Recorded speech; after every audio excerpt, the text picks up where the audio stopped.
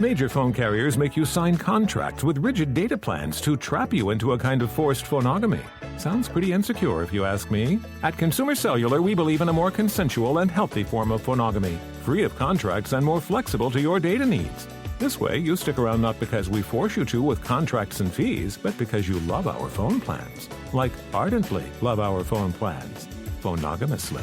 Consumer Cellular. When freedom calls, we're here to answer. Call us at 1-888-FREEDOM.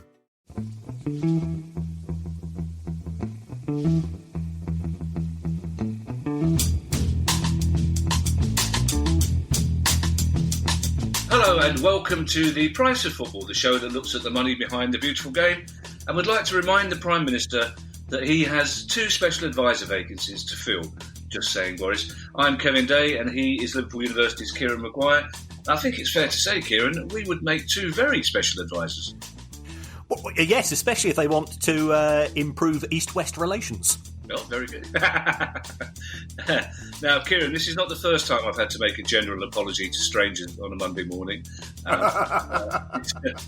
Because it's questions day, but there are a few big news stories to get through. So we may not get to your question, dear listener, because as you know, Producer Guy does get very antsy if we go over the hour. If we don't get to your question, we have got some good ones today. I promise you we will do shortly. So let's rattle through these news stories, Kieran, because some good, some bad. The pay-per-view experiment is ending for the time being, and for now, every Premier League game will be free to air. Well, it's not quite as good as that. They are being distributed to the broadcast partners, and ultimately it's their choice as to how they do them. Now, Sky have been very good. They've used I think they use Sky Pick, which is a channel which is easier to access than if you've not got Sky Sports. The BBC, I think, have picked up one. I think Amazon are picking up one. So you might have to be part of Amazon Prime or to have some form of Sky account. But the good news is that it's not £14.95 for the foreseeable future. And I think the Premier League has done the right thing here. They've suffered damage. The broadcasters have suffered damage. The only people that have really come out of this with any credit are the Pirates. And we don't want to be seen to be condoning or encouraging people to go down that route. But it did become a bit of a mess. And there was a lot of finger pointing when perhaps people ought to be acting together. Yeah, see, Ali will be laughing at the idea that I said free to air because I have Sky and BT for work purposes. And of course, as Ali keeps reminding me, I forget I have to pay for that. and those are for work purposes, which makes them, of course, tax deductible. Really? I'll tell Bobby numbers. There's a couple of questions I thought I'd throw in that we had, Kieran, around the pay-per-view experiment. Jack Walker said, would it have made more sense for broadcasters to show less popular games for free and make big games like Man City, Liverpool, or Palace, Brighton the ones to pay for? That seems to be quite a logical business sense, doesn't it? It does. If pay-per-view and the main TV deals were being negotiated at the same time, that's certainly the way that we would go ahead. But under the terms of the present TV deal with the Premier League and its broadcast partners domestically, Sky and BT get first, second, third, fourth and fifth pick of each matches for each weekend. So the only matches remaining, which were potentially for broadcast under pay-per-view, were pick 6 to 10. Now, going forwards, if the Premier League decides that instead of, at present, there's 380 games that take place in the Premier League, of which 200 are broadcast and 180 are not. If the Premier League says we're going to have a combination of pay-per-view and Sky and BT for all 380 games, it could be that some of the pay-per-view becomes first picks on a weekend basis, in which case it would make sense financially, certainly, potentially to have some of these blockbuster games at the higher prices. The downside, of course, of that is that Sky and BT are going to turn around and say, well, we're not prepared to pay the sums which we presently pay, because if you're going to leave us with, no disrespect, Burnley versus West Brom, Brighton versus Leicester, and so on, then that doesn't make sense from our point of view, because we won't be getting the viewing figures. If we're not getting the viewing figures, we're not prepared to pay the prices that historically we've been willing to pay. Right, and talking of prices, this is a question from Jesse Boyce. Now, Jesse is a friend of mine. He's a Palace fan. He's a very handsome chap. And he has a very hip media question to go with his hip media beard.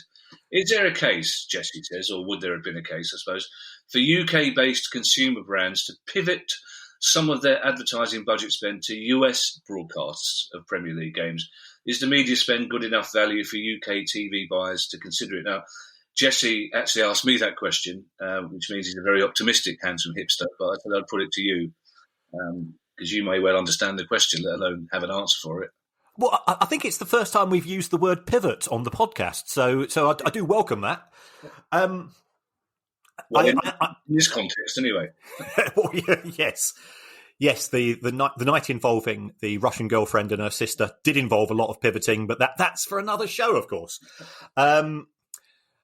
The view that the advertising spend in the US would be sufficient enough to make UK brands want to sell more or want to buy more advertising space, it does have some merit. Having said that, I genuinely don't think the Premier League is as yet popular enough in the States. It's still seen as a niche sport. It's still seen as a sport where the demographics in terms of mainstream US sports fans isn't big enough. So I think it's an intriguing question, but I don't think we're quite yet at that point. Should there come a day, when some sort of the son of Project Big Picture is now the way that football is run, and matches are taking place in Miami and New York instead of Old Trafford and Anfield, which I think ultimately what some of these people want, then all of that could change. Don't say things like that, Kieran, even in jest. More news. EFL clubs are inching, Kieran, towards that £50 million bailout package. Yes. So it appears, and trying to get a definitive answer or definitive statement isn't always easy. It appears that League One and League Two clubs, with the support of the Championship, apparently, are willing to take on the £50 million bailout package that has been offered by the Premier League. Now, again, I think the small print's absolutely critical here. My understanding is that package is £20 million of grants and £30 million of loans. Now, clearly the clubs are unhappy about taking on debt. They don't want to borrow money. There has been talk about strings being attached to that package. Richard Masters appeared to imply that there weren't any. So, who's telling porkies and who isn't, we're never quite sure with matters of this nature. I think from a PR perspective, it would have been better if the Premier League had said, we're going to give £50 million to Leagues 1 and 2 in the form of grants, no strings attached, no loans, but they've not gone that far. We then come to the Championship. And the Championship, all you can find out is that they are still in discussions. They seem to want £250 million. Now, here it gets very confusing, because Project Big Picture was £250 million, and that's how that particular number came into the public domain. But if you look at the small print of Project Big Picture, they called that an advance. Now, another word for an advance is a loan. It's a payday loan. So I think some of the clubs themselves haven't quite understand the nuances of all of this. There's still no wage cap in the Championship, which is why some of the Premier League clubs are saying, well, why should we give money to the clubs in the Championship, where the average wage is currently £800,000 per player per season for a regular first teamer? There's issues as to whether that should be means tested or not, because, as we've said before, we've got the owners of Stoke who are worth billions, and the 24 clubs in the Championship are estimated to be worth £30 billion. So, I can understand it from Steve Parish's point of view.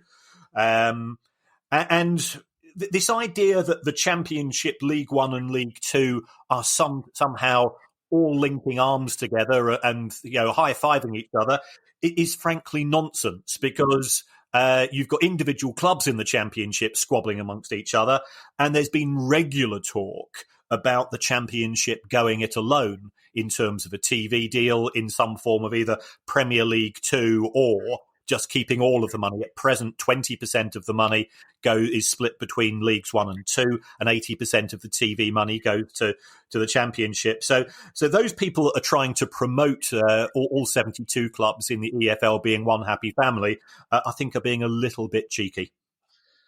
Yeah, and slightly apropos of this is contrasting news, Kieran, for two EFL clubs this week. Sunderland reportedly on the verge of being sold to a Swiss billionaire. And I guess you'd be entitled to ask, if you're an MK Dons fan, for example, or a Morecambe fan, if Sunderland are being bought by a Swiss billionaire, why would they get a share of the £50 million that's otherwise being taken away from poorer clubs? Yes, and it does seem to be an inconsistency. Now, what the EFL are saying is that the owner's wealth and the owner's finances are irrelevant in terms of distribution of money, and they are very keen to say that we're not interested in means testing. Although that does seem rather strange, given that the 6 clubs involved in Project Big Picture were all chosen because of being means tested in terms of having the most income. So there's so many inconsistencies of this. And also if the Premier League doesn't give this financial support and instead there is a package from the government, you and I are both taxpayers. Now, do I want my taxes to go to subsidise the plaything, the executive toy of a Monaco-based billionaire? I just don't feel comfortable with that, and I think it's a difficult sell politically. I think it's also a difficult sell if they're the EFL. But an easy sell for Sunderland fans, though, obviously, if this move goes ahead. Yes. Stewart Donald was looking. He came up with this strange price of £37.6 million was his asking price, which seemed a bit weird. I feel terrible doing a bit of I told you so, but I went on to the Sunderland newspapers and radio stations at the time and said, well, I think we're looking a good price for Sunderland will be somewhere between 20 to 25 million. It looks as if the agreed price is 22 million, which I think is probably a better approximation of the value. But Stewart Donald is going to keep, I think, 15%. And Charlie Methven, who made himself quite famous in the Sunderland Till I Die documentary, he would still be owning 5%. So they would be minority shareholders. Why would they be doing that? Well, if the Swiss billionaire does put a lot of money in and Sunderland they rise through the divisions, if they get back to the Premier League, then I suspect that both Methven and Donald would be selling out their remaining stakes at a much tidier profit. I think regular listeners to this pod who have been with us from the start will be amazed to hear that Methven is still at Sunderland anyway. But what do we know about these potential new owners? The links with Marseille, aren't there, apparently? But they seem quite glamorous and the money seems legit. Well, the money's certainly there. I think it's the son of the former owner of Marseille. My only concern is there an element of parents giving the child, I'm not going to get you an Xbox this Christmas. I'm not going to get you the latest Lego. I'm going to buy you a football club instead. We've seen too often where new owners have come in who are wealthy, who perhaps have good intentions, they can be taken advantage of by people who are exploiting their naivety, perhaps. Yeah. So if you look at some of the owners who've actually been very generous, Sheffield Wednesday's owner, Delphine Chansiri. He's put his money where his mouth is, left, right, and centre. But sometimes you think, well, he's not perhaps been well advised. You could say perhaps the same with the Venky's at Blackburn. So that would be my reservation. If he appoints the right person as chief executive and director of football, then I think this could be a real step up for Sunderland. Even more dramatic news, Kieran. So dramatic that it needs the EastEnders boof boof at the end. Charlton owner Thomas Sandgaard has been ordered to leave the club. So I suppose for the moment we should put the words owner in inverted commas. I mean, this is an astonishing story, isn't it? It is. There's more to this than meets the eye, as always when it comes to the people involved. Thomas Sandgaard bought Charlton Athletic Football Club from East Street Investments. Paul Elliott, who was trying to buy Charlton at the time, he failed the owners and directors test, so that meant he was unable to buy the club. But I think he might now have been rescinded that or reversed that. He's now saying he's in charge of East Street Investments and that they weren't in a position to sell the club to Thomas Sandgaard. Now, Thomas Sandgaard is saying, well, as far as I'm concerned, I own it. If you take a look at the Charlton website, there's no reference to this "you're barred" in effect order or letter of intent from Paul Elliott, and then we've got the lawyer involved, the lawyer based in who lives in Moberley in Cheshire, where I used to live. Yeah. It's all a bit murky. I suspect what's happened here is that Paul Elliott claims to have put in $700,000 to subsidise Charlton Athletic whilst things had turned sour over the summer. I suspect this is an attempt either to get his money back or to get the money or to get some form of payout. We saw something similar happen last year when it came to Bolton Wanderers, whereby a deal was all set to go through, and then at the last minute, somebody whose name's never actually been publicly put out there demanded £250,000 to sign off on the deal. So, as always, the only thing that we can be confident of, Kevin, is that the lawyers are going to get rich. Yeah. Basically, all that story needed was Barbara Windsor saying, "Get out of my club." In the latest story, Kieran, of league clubs supporting their non-league brethren, we've had a few of these recently. Good news stories they are too. Eastbourne Borough are full of praise for Blackpool. Yeah, and we start with a few stories in terms of the goodwill to all men, but this again sort of warms the cockles of your heart. Eastbourne Borough, which is clearly a non-league club, it played Blackpool in the FA Cup last week in round 1. Now Blackpool won the match, and normally the way that any money from an FA Cup match is dealt with is that both clubs subtract the expenses. So for the home club, that would be the cost of the floodlights, the cost of stewarding, and so on. Now, clearly, we were in lockdown at that stage, so there wasn't much to deal with. The away team would then say, well, these are our accommodation and travel costs and so on. And then the rest of them, any money generated from sponsorship and other bits and pieces is split 50-50. Hats off, fair play to Blackpool. They said, we don't want anything. Good luck, Eastbourne Borough. Blackpool do have relatively new owners. I suspect this would have not have been the case had their former owner, the rapist Owen Oyston, still been in charge. But the new people, they understand football. They understand the importance of lower league football to places such as Eastbourne Borough, who only get to the first round on the FA Cup on an occasional basis, and therefore every penny counts. So all I can say is fantastic work, Blackpool. Again, you make us proud to be football fans. You make us proud to be connected with this wonderful game. It's great for Blackpool fans because after all those years of suffering under that dreadful family, for them to be able to sit back and listen to praise and to be comfortable that their club is in decent hands is very good. But Kieran, I'm afraid, in true Price of Football style, we like nothing more than warming people's cockles. But Kieran, we don't like cockles to be warm for long, do we?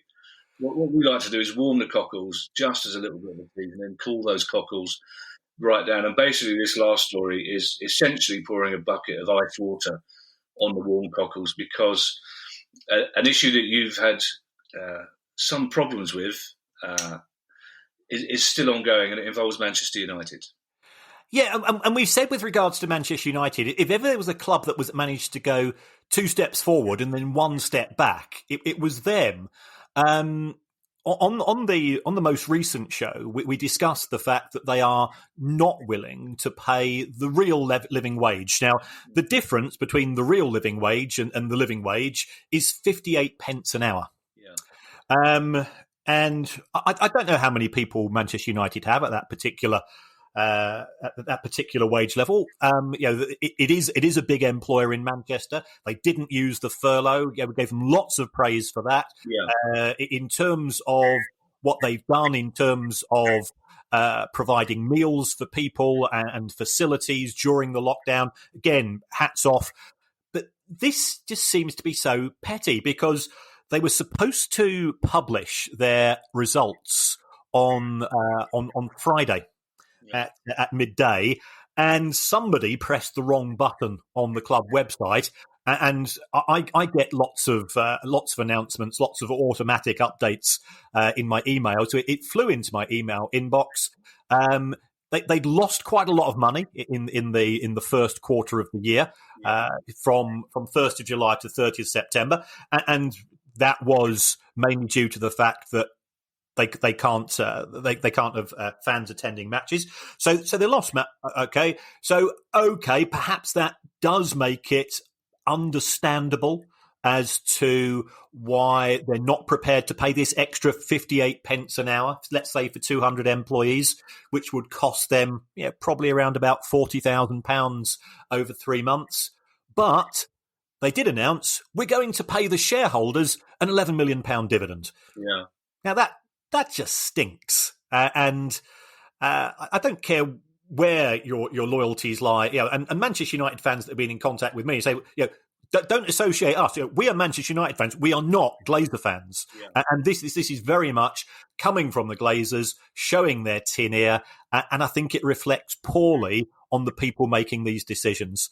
If you put everybody, if we work on the basis of 200 members of staff, perhaps being on minimum wage at Manchester United, I think the total cost for the year is less than £200,000. Some players earn that in a week. Yeah, it seems to me, Kieran, there's a disconnect, man. As somebody who spent some time in working for the National Health Service, I understand how on a local level people do very good things, but on the national level you don't influence decisions. That's not a particularly good example, but it seems to me that at Manchester United you've got the local management who are doing the brilliant things for the community during lockdown, who are helping the community, who are doing all sorts of stuff that would make the fans proud. And then you've got the people who own the club who are making the financial decisions, who are the ones that have no clue about what's happening on the ground. So it seems to me like it's almost two clubs. And as you say, I think United fans are very keen to stress that difference between United and Glazer. And I think we should probably do that as well, because the poor sods that are out there on the ground every day, helping people, are not the ones making these decisions about paying the living wage and paying the shareholders. But why somebody at Man United at a senior PR level doesn't realise the damage done by paying £11 million to shareholders is beyond me. And we'll be asking Man United for a response. And I know that you have some relationship with their PR department, Kieran, in the sense of many emails. So it would be great if we could get somebody from United on to talk about that. But somebody at a senior level who can try and justify those financial decisions. But in the meantime, the rest of the club is a club that Man United fans can be very proud of. Now let's crack on with the questions, Kieran, and see if we can beat Guy's clock and keep us out of the overtime that he's so reluctant to pay, along with the normal living wage. Talk about people refusing to pay living wage. It just occurred to me halfway through that conversation. He's a Man United fan as well. Yeah, it's all starting to add up now. His middle name's not Glazer, is it? That'd be great if his name was Guy Glazer. That would be brilliant. Our first question comes from Dan Balsamini. And Dan is a proud Yorkshireman, but as you may have guessed from his name, he has an Italian father. And Dan Balsamini says, I'm a loyal supporter of both Leeds and AS Roma, which I know Kevin may find a bit questionable. Ha ha. No, Dan, I'm happy to make concessions for family ties. I'm a big man like that. Dan says, according to Gazzetta dello Sport, Roma ran at a loss of €204 million last year. €204 million. The second worst ever balance sheet for an Italian club, apparently. How, says Dan, are they able to continue within the UEFA FFP regulations and still be allowed to compete in the Europa League when they're running at such a huge loss? Surely that's much, much higher than FFP would allow. Well, it is much higher than FFP would allow, Dan. The way that Roma are able to circumvent this particular issue is that the FFP rules have been relaxed by UEFA. A huge number of clubs within the 55 nations that are under the UEFA umbrella are likely to have losses which exceed €30 million over a 3-year period. As a result of COVID. So what UEFA have said is that they are going to allow clubs to combine their results for 2020 and 21, and then they're going to make some form of further allowances in respect of lost commercial income, lost broadcast income, and lost match day income. So the actual fine print of this has yet to be nuanced. If anybody is interested in taking a look at AS Roma's accounts, I would encourage them to take a look at the magnificent work of the Swiss Ramble, who did a summary of this recently. We keep begging him to come on the show, but he's far too modest to do so. It's a real shame. But he is the expert at all forms of European football and domestic as well when it comes to the numbers. But he did a very good summary, and it really is a case of it's the FFP rules that have been changed, which have allowed Roma to sort of wriggle their way through this. But those losses are very, very scary. Yeah, I'd like to point out I'm not begging Swiss Ramble to come on. I have trouble keeping up with you, Kieran, without throwing a proper, genuine expert in. Well, no, you're a proper, genuine expert, Kieran, but I imagine Swiss Ramble's conversation outside football would be less racy than yours. Unless I might be wrong about football accountants in general. It might be that Swiss Ramble was full of stories about international supermodels. But COVID notwithstanding, Kieran, that loss of €204 million, that must have taken some seasons to run up. So surely this has been an issue before the pandemic struck, wasn't it? No, that was £204 million in a year. It's absolutely fucking enormous. Yeah, when I saw it, Jesus Christ. Okay. They spent a fortune on players' wages. They signed a load of players as well. And they didn't match that with income. I mean, that there have been issues in Italy because I think, this again going back to a topic which does rear its head on a regular basis. I think the Italian government have discouraged betting sponsorship, which hit them in terms of front of shirt. So all of these things added together. They went all in terms of spending money, in terms of both player wages and transfers. The money hasn't come in from a variety of sources, and they therefore managed to lose those €204 million in a year. Would there be clubs, Kieran, then that can take advantage of UEFA's relaxed FFP regulation? Would clubs be cynical enough to do that? To say, hang on, we've been given a little bit of leeway by this pandemic. Let's see what we can push. Oh, I'd hate to agree to something of that nature, Kevin. Chelsea, but some clubs potentially could do so. You never know. Wouldn't like to name any. Yeah, you need to do something about that little frog in your throat, Kieran. Now, Chris Lomax, thank you for this question, Chris Lomax, because it's one that I really should have asked recently, and it's one that's opposite to something we've already spoken about this morning. Chris says, when Project Big Picture was proposed, large amounts of money, as you said, 250 million was one of the figures thrown about, were promised to the EFL, the FA, women's football, grassroots game, etc. In times of Premier League clubs struggling financially, Chris just wants to know, where was that money going to be coming from?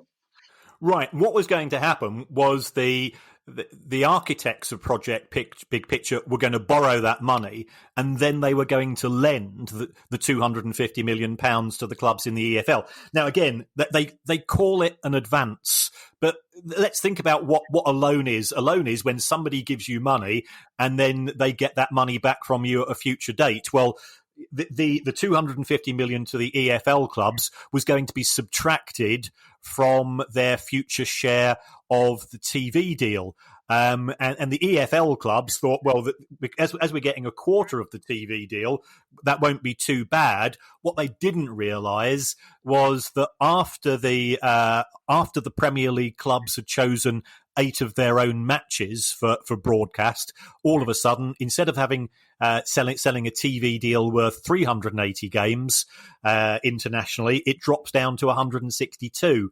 And we've spoken about the Chinese TV deal collapsing. We know there's issues in the Middle East. The value of international rights, if it drops to a package of 162 fixtures a year, which is less than half of the present offerings, would have taken a huge hammering. So the money was simply a loan. In terms of the money to the Football Association, this is described as a gift to the Football Association by the architects of Project Big Picture, which is very kind of them. I would also just say in passing that the Football Association, who would have been in receipt of this £100 million gift, happened to have something called a golden share in the Premier League, which they are allowed to use when it comes to issues such as changing the size of the Premier League and changing the voting rights of clubs in the Premier League.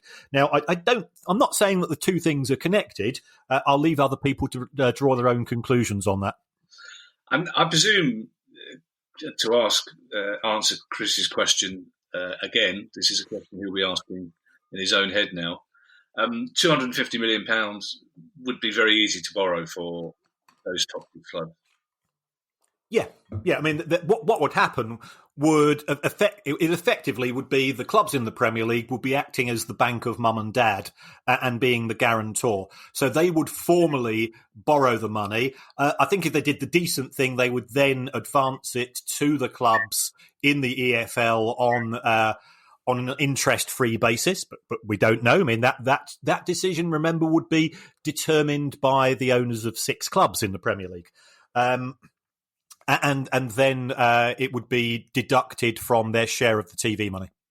Yeah, was there some kind of video printer going on behind you then for a second? I don't think so. Oh, it sounded there's some kind of rubber. It sounded like the football results were coming through in 1975. Yeah, we've been having. Well, I think we should point out we've been having some issues recording lately, Kieran. The world wants you and I to get together, and I think sending messages down the electronic pathways to end all this, so we can actually do this in the studio properly. Luke Judson has a good question, I think, Kieran. Luke Judson, first part of the question, is there a case that clubs and stadiums should be more protected by the FA or government? Yes.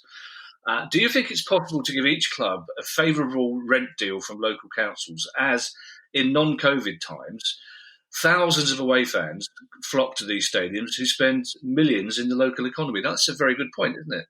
Yes, yeah, it is. I mean, again, I think your answer to the first question, yes, all football clubs should be given some form of equivalence of a Grade 2 listed building to offer protection, because we have seen property developers come in with a view to taking clubs out of central locations and then forcing them to ground share many miles away and so on.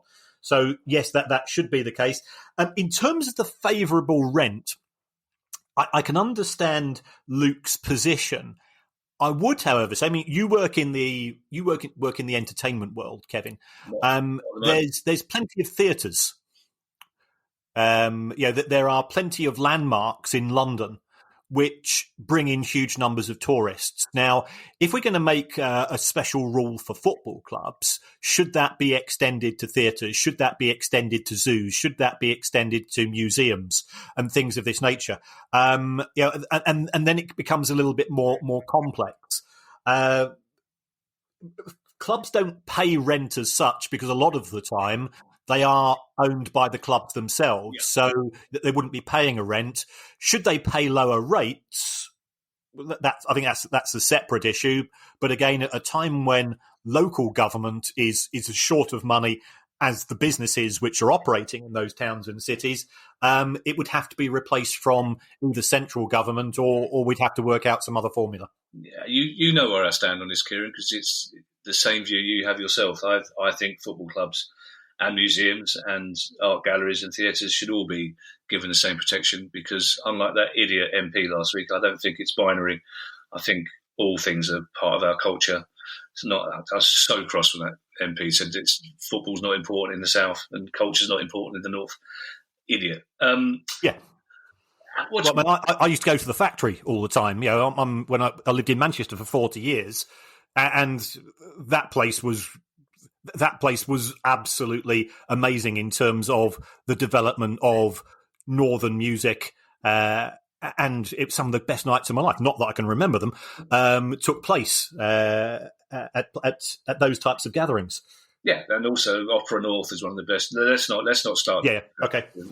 We'll be here all day. Let's just agree that it's an idiotic thing to say and rightly upset people all over the country.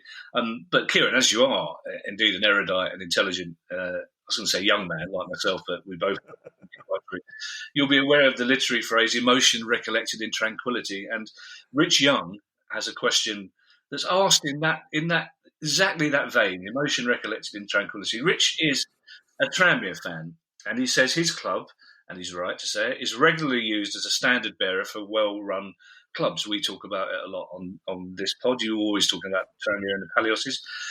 Rich says we take immense pride in this because it wasn't always so. For example, replacing very experienced manager Ronnie Moore with John Barnes, and also putting the club up for sale on eBay, to much ridicule. But Rich is still smarting about this some years afterwards. His question is it actually possible to sell a club on eBay? And I mean, I presume delivering it would be a bit of a challenge, but is it possible to sell it on eBay? Conceptually, and I've dug into this, I think the answer is probably yes. The downside would be once the transaction is agreed, you've then got the owners and directors test to pass. So whilst you could do it in theory, you could only get so far down the route of the transaction, because clearly the EFL rightly would have to approve the new owners. And I think the other issue would be, I don't know about the last time you used eBay, but when I'm advertising an old laptop camera or Nintendo game or something of that nature, I tend to put a 50 to 100 word description as to exactly what you're getting. With a football club, what are exactly you getting? Because do they own the ground? Do they have a long leasehold? What about the assets in terms of the training facilities and the equipment therein? You'd have to go to great lengths to list out exactly what is included as part of the sale document, and that could make for that would be quite a long read on eBay. But I don't think it's impossible. Right. Kieran, you know what an idiot I am with money. I'm not allowed anywhere near eBay. I'm not allowed a credit card. I'm not anywhere near eBay or betting sites. Lawrence Evans says that he is a Chelsea supporter, and then in brackets puts pre-Roman, if you must ask. Chelsea fans always offer that information, whether you ask it or not, I find. But Lawrence wonders, and this is an interesting question, and I'm not entirely sure how you're going to answer this, Kieran, but Lawrence wonders whether the club are ruining not commencing the redevelopment of Stamford Bridge, because if they had done, they'd be doing a lot of the work when fans are not allowed in Anyway, then I suppose if Chelsea had predicted the pandemic and didn't tell the rest of us, just used it as an excuse to rebuild the stadium, they'd be in a bit of trouble. But it's an interesting point. And Lawrence says, is there a reason they should continue starting the rebuild now? Well, I mean, the rebuild, is it going to take place? Is it not going to take place? What we have seen is that planning permission, which was due to expire, I think it was in April 2020, has been extended for 12 months. So it still could go ahead. When COVID hit and we went into that first lockdown, I think all of us half expected football to be taking place before some form of paying audience in September. Definitely. And that surely also applies to Roman Abramovich and everybody at Chelsea. So they would have had to have rushed through the application. Even if work had started, they have to play somewhere else.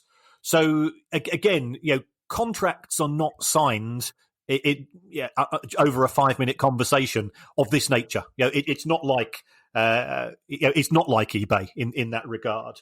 So, where are they going to play? Would it have been at Spurs' new stadium? Would it have been at Wembley? Would they have been ground sharing? Would they have actually gone to Kings Meadow to play? Where places like that. So, I think that was one issue. The second issue is that even if they had decided they wanted to start work, would that have been feasible? Given that there were certain sections of the economy which were struggling to get to work. Chelsea would have had to have signed a construction agreement with a major construction firm. And again, that takes a lot of time. And it could be that the construction firm are putting loads of clauses into the contract, which says, well, there could be a rise in COVID.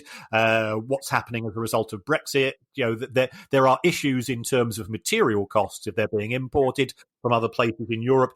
The contract itself is going to go for many, many pages. And I just don't think it could have been sorted out that quickly when COVID arose.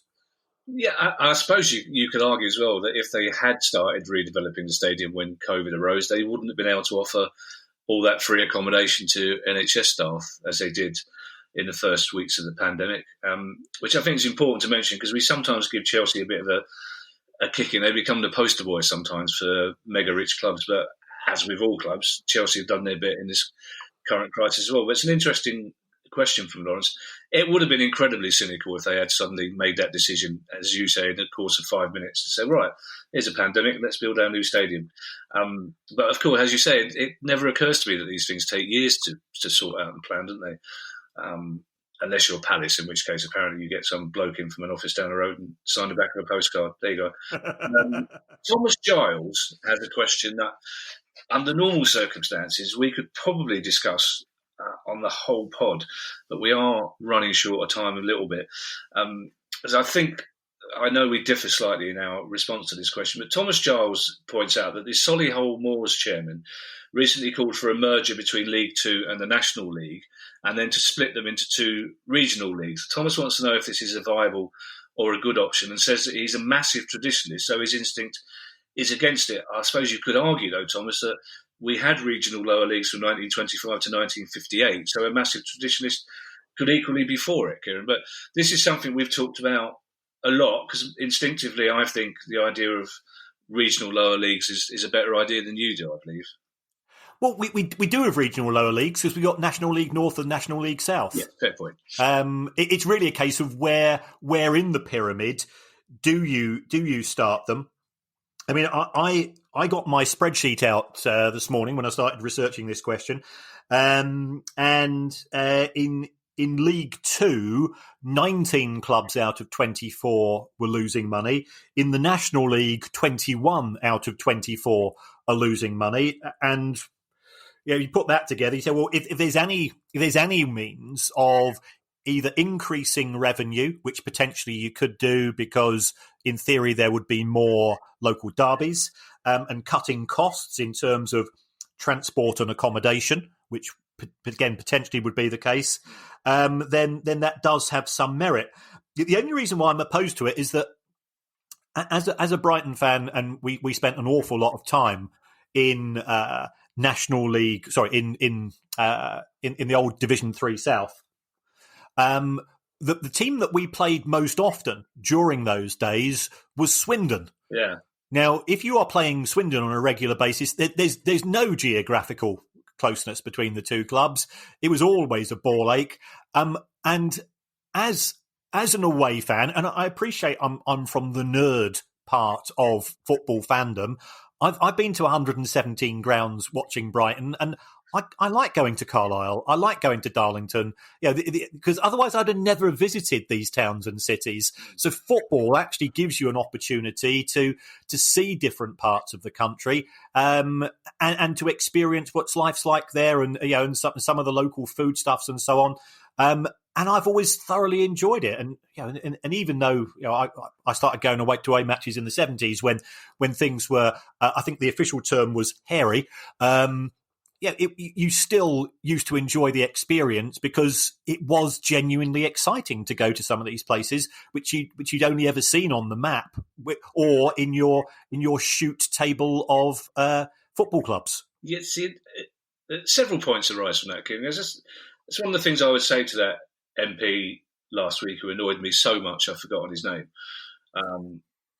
Those of us who like theatre and opera and dance and football, like you and I, we know a lot about this country, but all of that comes from following football. Yeah. Because I wouldn't go to Sunderland on a Wednesday night unless the play was really, really good, or I knew somebody in it and I was getting a free ticket and a free hotel. I probably wouldn't go to see a play in Sunderland, but I would happily go and see football. We know more about football. We have more empathy with people around the country. And also we see the damage that's been done to this country because we travel around to these places watching football. Secondly, I just imagine trying to sell the radio broadcast rights of Brighton Swindon in 1954. What a hell that would have been. Tuesday night, you got a big First Division game down the road. Wolves are playing Honved in the European friendly. You've got Brighton Swindon on the light program on the radio. And finally, Kieran, how many spreadsheets have you got? Well, I've got one spreadsheet actually, and on that spreadsheet, I've got 156 different individual worksheets, one for every club in the of the 92. I've got cover most of Scotland, and then I do a divisional analysis as well, and then I just start doing some random stuff. So yeah, my big spreadsheet is it is a labour of love. I put about 6 years of work into it. If anybody wants a copy, just drop me an email and I'll send it to them. It's worth a fortune and nothing at the same time. Yeah, I'm looking forward to saying to Ali. I asked Kieran finally how many spreadsheets he's got, and Ali will say, yeah, and he knew exactly the number off the top of his head, didn't he? He said, yeah. I'm just slightly confused. I've just realised, Kieran, I've been happily chatting to you and listening to you, and I just looked and realised my headphones weren't plugged in. So I'm slightly baffled. Obviously, you're coming through the laptop. So let's hope this is all being recorded. We have two questions to go. In fact, we have a question and a statement. The last question is from Andrew Henderson. And his question is about the value of academy graduates. And one of the reasons I love doing this pod is because virtually every week we get a question about something that makes you think, I've never occurred to me. And it turns out it's something that should have occurred to me. Because Andrew's question is about the value of academy graduates. As they haven't had a transfer fee paid for them, would they be a zero value asset on the balance sheet? And could clubs revalue their asset as they progress? So, for example, could Marcus Rashford be revalued at £30 million and Manchester United book that as a £30 million increase in assets and therefore a profit? Right. Well, first of all, Andrew is correct. Football players are recorded at cost by practically every club. So given that Marcus Rashford cost zero, as did Paul Scholes and David Beckham and Stevie G, and Ian Wright at Palace, presumably, because they didn't pay a fee. No, he came from non-league club. Oh, did he? Did he pay a fee for him? We paid, I think, a set of kits. It wasn't a fee. He came from Greenwich Borough. He was 23 by the time he got to us, but Yeah. Obviously, we've got current examples like Tyreek Mitchell, for example. Yep. So that they go into the books at a value of 0. Now, could they be revalued? Here we go into something called IAS 41, agriculture and agricultural assets. Now, if you are a farmer and you've got a flock of sheep or cattle and they are increasing in value, then you can sort of revalue them at the end of each year. But it gets really messy. And I think from a football point of view, and talking of Messi, of course, Lionel Messi would be another example of somebody who Barcelona never actually paid a fee for. If you are going to value them, who's going to work out the value? So you're going to have to go and pay some sort of expert, which is money leaking out of the club. So is that worthwhile?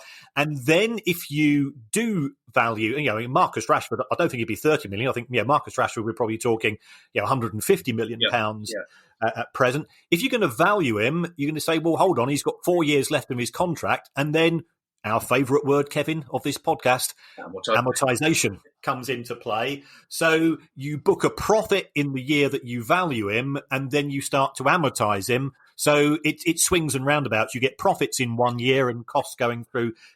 I think it's just so messy that it really wouldn't work. However, if it did become standard practice, the scope for creative accounting would be off the scale. Yeah, I feel honour bound as a comedian to say that a flock of sheep would be messy, Kieran, but is it a flock? Yeah, it is a flock. Was it a herd? No, it's a flock, isn't it? Yes. Well, you should know. You're a country boy now, Kieran. It's a flock. Yeah. And now, talking of amortisation, Jack Smallwoods. Hello, Jack. Jack is a long-time listener and big fan of the show. Thank you, Jack. And Jack wants to thank us. Jack says that an issue came up at his work when trying to understand the gender pay gap and how we allocate the cost of shares to colleagues, an issue, I imagine, that was raised by a female member of staff. But Jack did some investigation and says that there was an old formula, or an odd formula, in an old spreadsheet, and lo and behold, it was only bloody amortisation. I was able to explain what was going on and update the relevant formulas, so thank you. Jack, I can't tell you how much I enjoyed saying, it was only bloody amortisation. That was a bit more like Michael Caine. I was hoping it'd be a bit more like a Pete and Dud sketch. It was only bloody amortisation, Pete. All things you can Google, kids. But it just made me laugh when Jack just felt the need to thank us. It's just, I just had this image of Jack in his office going, yes, I've got it. It's bloody amortisation. It's very odd, the things that make me chuckle. If you have a question for us for our next Monday's pod, which is questions, then it's priceoffootball.com. Don't forget you can buy our merchandise, which is freely available, I'm given to understand. And in the meantime, I will leave you in the safe hands of Kieran for his usual short message. Thanks again, folks, for all the feedback. Hope you've enjoyed the show. If you do, please press the subscribe button. If you could give us 5 stars and a review, then that would be great. It does make a difference when guys trying to negotiate to get us guests on the show, because they look at the charts and it pushes us up the charts.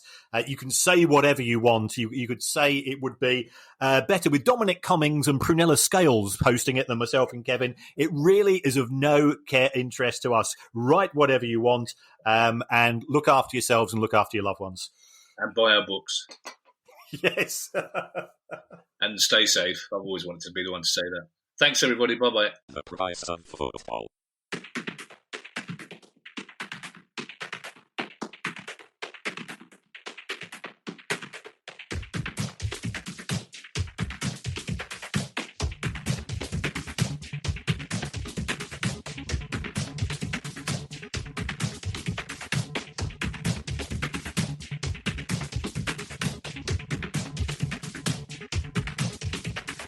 The price of football.